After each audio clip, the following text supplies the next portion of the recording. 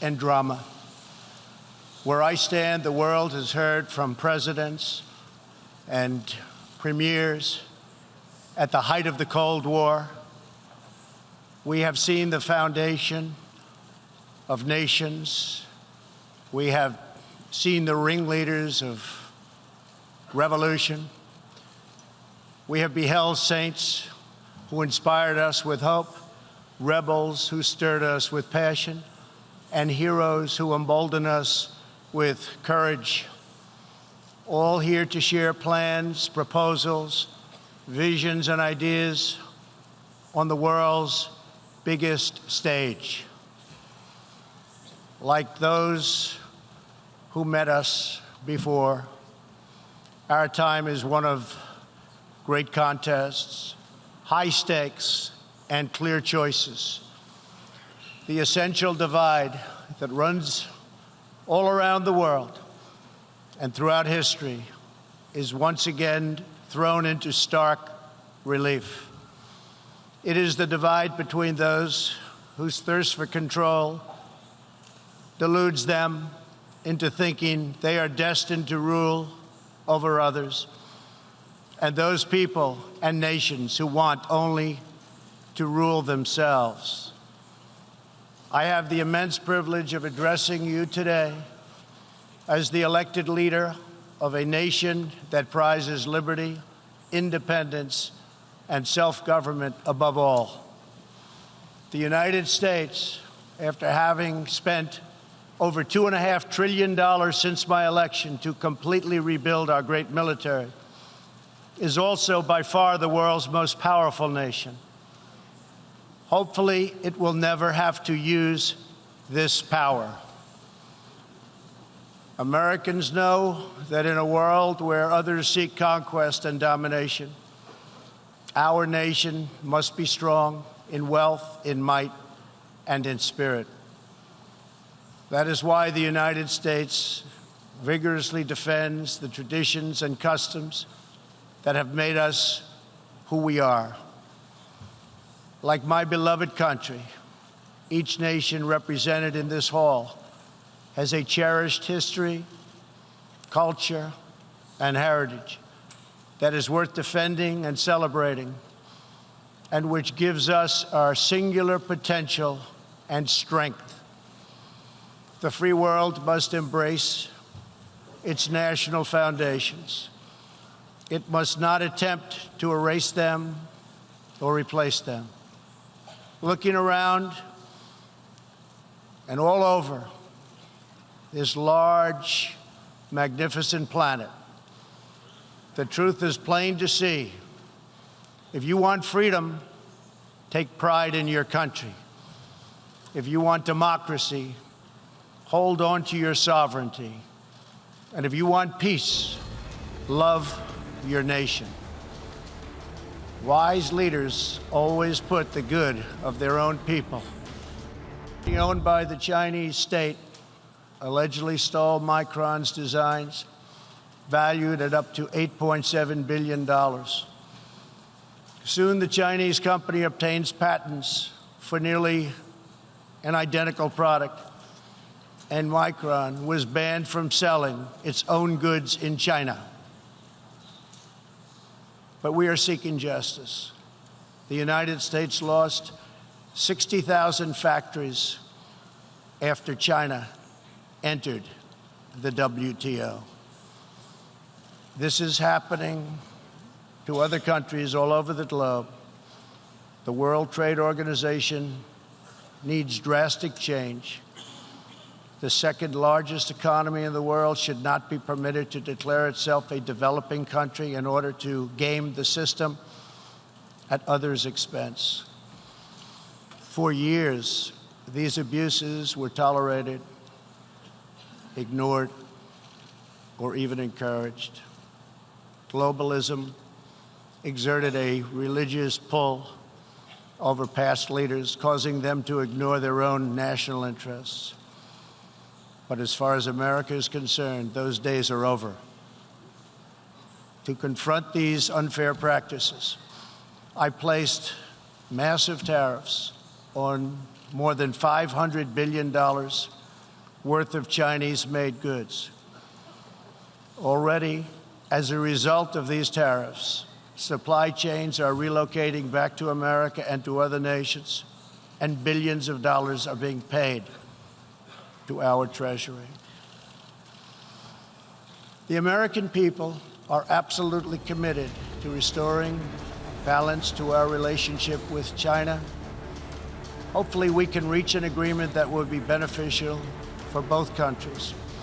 It is time for Iran's leaders to finally put the Iranian people first. America is ready to embrace friendship with all who genuinely seek peace and respect. Many of America's closest friends today were once our greatest foes. The United States has never believed in permanent enemies.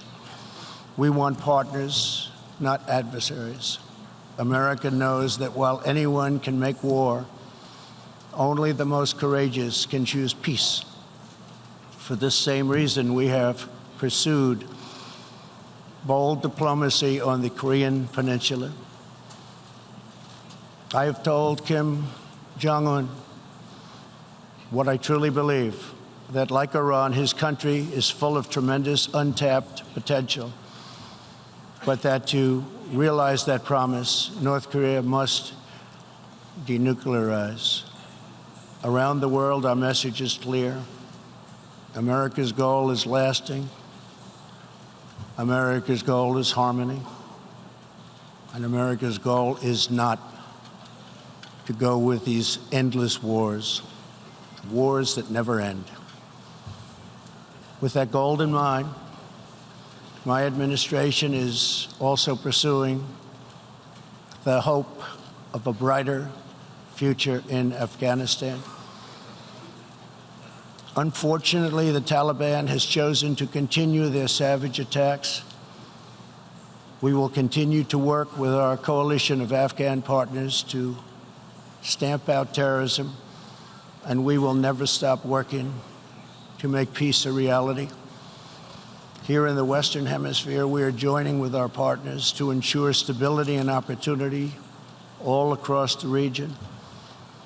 In that mission, one of our most critical challenges is illegal immigration, which undermines prosperity, rips apart societies, and empowers ruthless criminal cartels.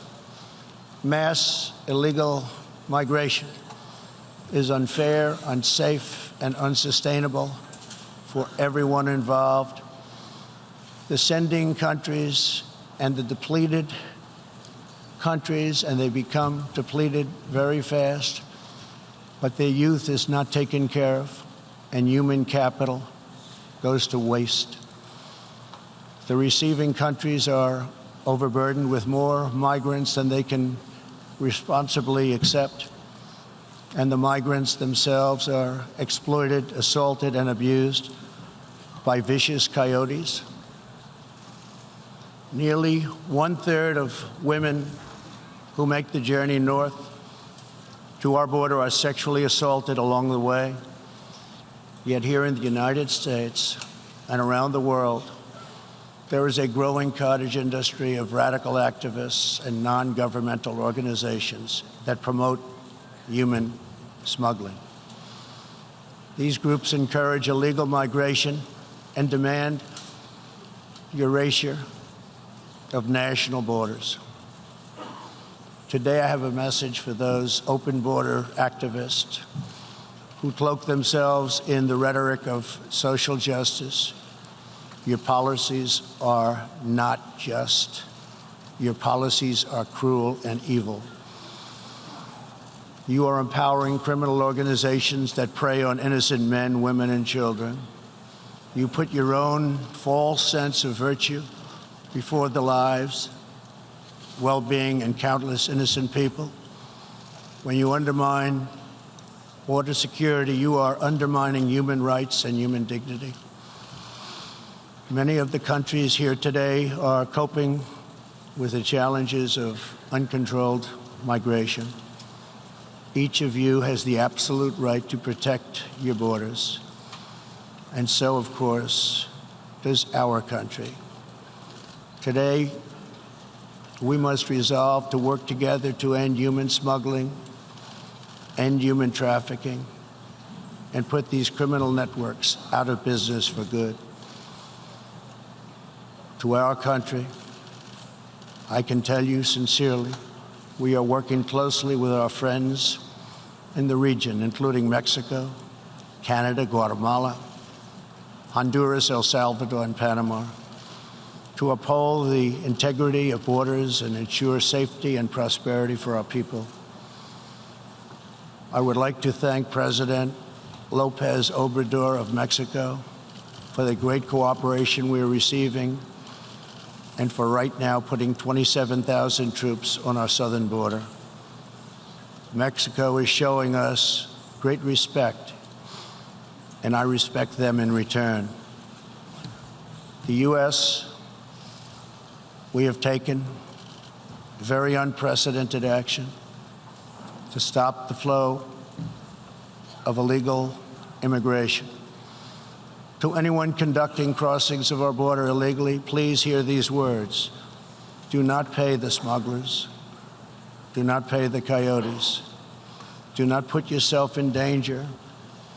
Do not put your children in danger, because if you make it here, you will not be allowed in. You will be promptly returned home. You will not be released into our country. As long as I am President of the United States, we will enforce our laws and protect our borders. For all of the countries of the Western Hemisphere, our goal is to help people invest in the bright futures of their own nation. Our region is full of such incredible promise, dreams waiting to be built, and national destinies for all. And they are waiting also to be pursued. Throughout the hemisphere, there are millions of hardworking, patriotic young people eager to build, innovate, and achieve. But these nations cannot reach their potential if a generation of youth abandon their homes in search of a life elsewhere. We want every nation in our region to flourish and its people to thrive in freedom and peace. In that mission, we are also committed to supporting those people in the Western Hemisphere who live under brutal oppression, such as those in Cuba, Nicaragua, and Venezuela. According to a recent report from the UN Human Rights Council, women in Venezuela stand in line for 10 hours a day waiting for food. Over 15,000 people have been detained as political prisoners. Modern-day death squads are carrying out thousands of extrajudicial killings. The dictator Maduro is a Cuban puppet protected by Cuban bodyguards, hiding from his own people, while Cuba plunders Venezuela's oil wealth to sustain its own corrupt communist rule. Since I last spoke in this hall, the United States and our partners have built a historic coalition of 55 countries that recognize the legitimate government of Venezuela. To the Venezuelans trapped in this nightmare, please know that all of America is united behind you. The United States has vast quantities of humanitarian aid ready and waiting to be delivered. We're watching the Venezuela situation very closely. We await the day when democracy will be restored, when Venezuela will be free, and when liberty will prevail throughout this hemisphere. One of the most serious challenges our countries face is the specter of socialism. It's the wrecker of nations and destroyer of societies. Events in Venezuela remind us all that socialism and communism are not about justice. They are not about equality. They are not about lifting up the poor. and they are certainly not about good of the nation. Socialism and communism are about one thing only: power for the ruling class. Today I repeat a message for the world that I have delivered at home. America will never be a socialist country. In the last century, socialism and communism killed 100 million people. Sadly, as we see in Venezuela, the death toll continues in this country. These totalitarian ideologies, combined with modern technology, have the power to excise new and disturbing forms of suppression and domination. For this reason, the United States is taking steps to better screen foreign technology and investments and to protect our data and our security. We urge every nation present to do the same.